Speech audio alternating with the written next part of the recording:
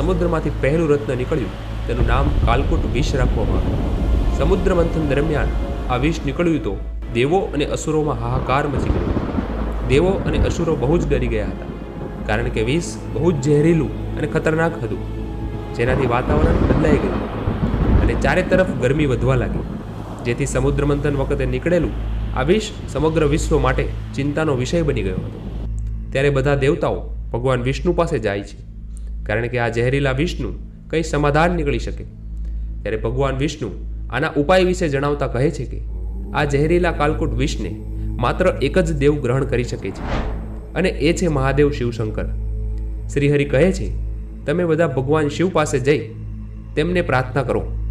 સમય વ્યર્થ કર્યા વિના બધા દેવતા મહાદેવ શંકર પાસે પહોંચી ગયા અને તેમને વિનંતી કરે છે કે મહાદેવ, અમારા ઉપર કૃપા કરો અને આ ઝેરીલા કાલકૂટ વિષમાંથી અમારું રક્ષણ કરો.